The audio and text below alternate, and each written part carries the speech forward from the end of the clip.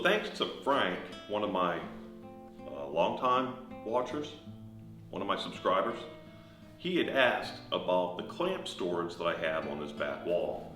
I was going to do a video on it, or really even just answer him in the comments, until I realized it's crap. Like, nothing's organized. It's all over the place. So I figured it was time for a proper French cleat wall to organize some of my commonly used hand tools. So the first thing we need to do is get rid of everything that's on this wall. Start with a clean slate. I picked up 3 sheets of plywood already. Let's see what we can make out of them. Now, some of these French cleat tool holders I will keep or repurpose or redesign. Some of them I'm just going to trash. Well, let's go ahead and get rid of this.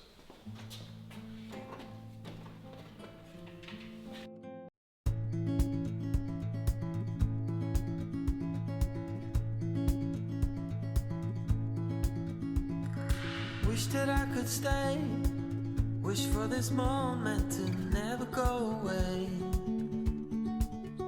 But it's all in my mind, and though I know that there is nothing to find, you're a beautiful sight in the summer night, and you can't put up a fight in the misty light.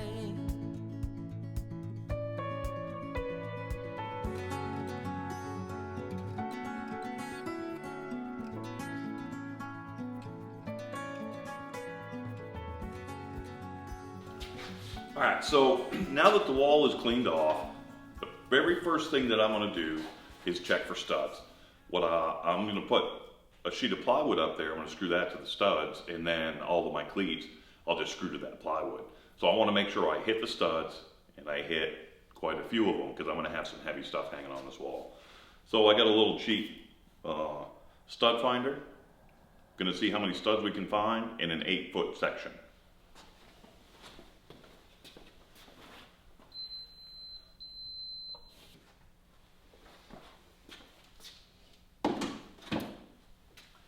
Now this house, the studs are crazy. They're all over the place. But in a garage, you've got fireproof sheetrock, so sometimes it's hard with that stud finder to find, you know, a good stud. It's not real easy to lay out. So I just put some screws in, and my plan is, and I hope that this works out, is I'm going to put my piece of plywood up there. I'm going to run something heavy on a string to serve as a plumb bob, and get, you know, a good set of screws on this side, 2 spots, and a set there and there. So I'll have 4 good studs that I am anchored to. So let's throw the plywood up, see how this works out.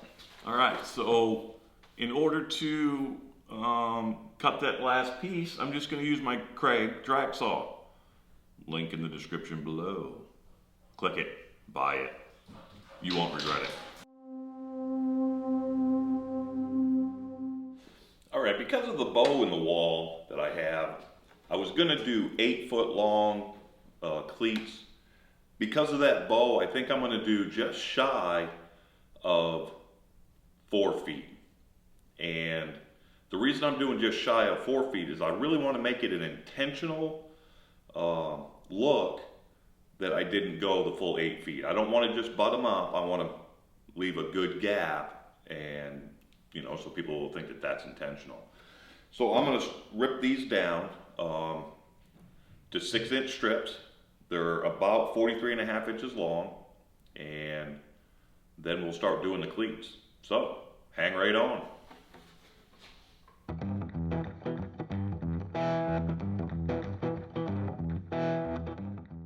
Okay, now in my opinion, the best way to cut these cleats is take that 6-inch board, divide it in half, divide the thickness in half, divide the thickness of the blade in half, and that's what you're going to set your fence at.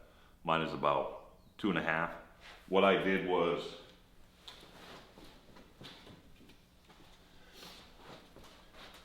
I used a scrap piece to make sure that those are going to line up perfectly.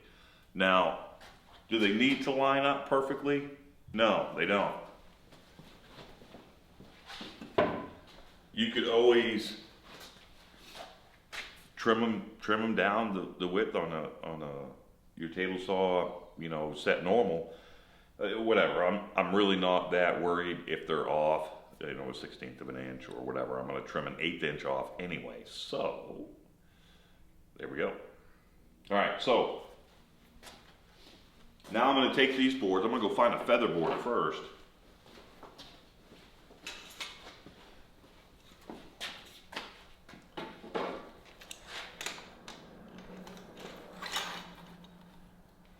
Whenever you're using a feather board like this, you want to make sure that it's well before the blade, okay?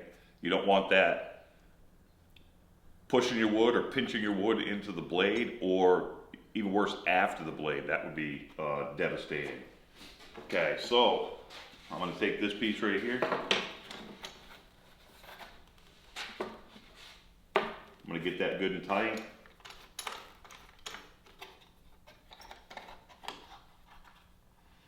But I want to make sure it's going to move, okay?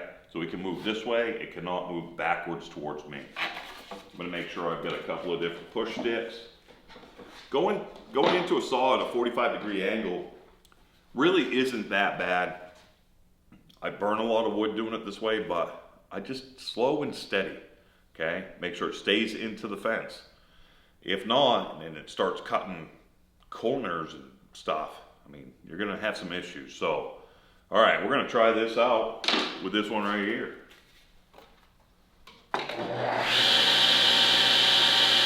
That is pretty good to me. All right, so I got the offcut of that piece of plywood. I got half of that done. Wanted to make sure that everything was going to work out right, and it did. It worked out pretty well. I ended up with 7 cleats that are 43.5 inches long. I still have another small piece of plywood I got to cut up that's at 43.5, so I got to cut those into 6-inch strips and cut them into cleats. So let me get that done.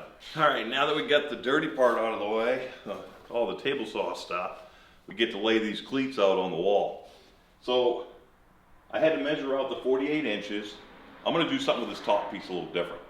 So my main cleats are going to go the width of this piece of plywood, which is 48 inches. My cleats are 3 1/4, so what I needed to do was figure out how many cleats I could have with adequate, even spacing. I was gonna have 7 cleats on here. That would have left me just a hair over 3 inches of space in between each cleat. That's not enough for me. So I knocked it down to 6 cleats, gives me just about 4 inches in between each one. So the way I'm going to start, I cut out these 4-inch blocks. I had to shim this one up to make sure everything was not level. I don't necessarily want everything level at this point. I want it to match the seam at the top, so everything will look straight based on the plywood's levelness. So I built a jig to come in 3 inches. That's the gap I want to leave on the end. I'm just going to glue and brad nail these, and then I'm going to go back and drill and screw them. So let's get the first one done. See what she looks like.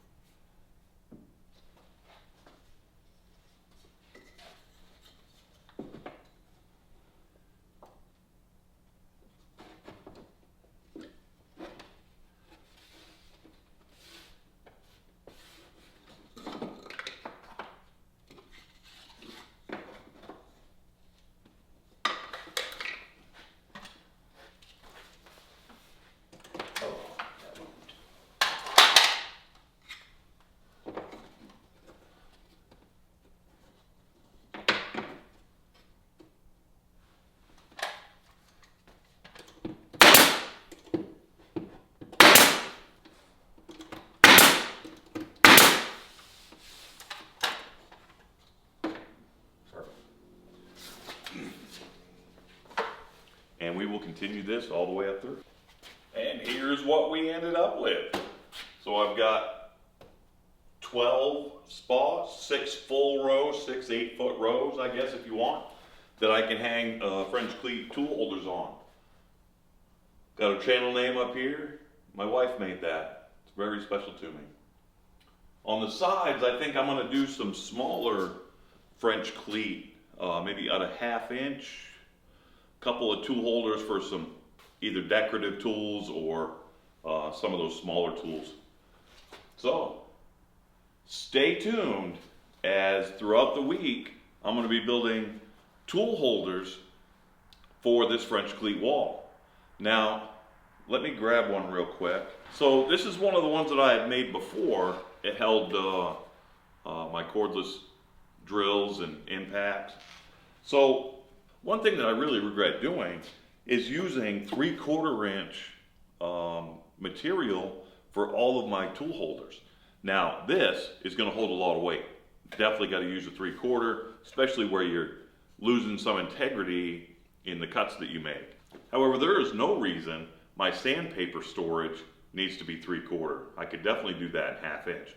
I'm also going to experiment with some plexiglass mixed with wood for some tool holders there too. I think that'd be pretty slick looking. So definitely stay tuned. I'm going to try and knock a couple of these out this week, and we'll see what we come up with. All right. Hey, thanks for watching. If you like this content, go ahead and subscribe. Hit the notification bell. Hit like. Leave me a comment.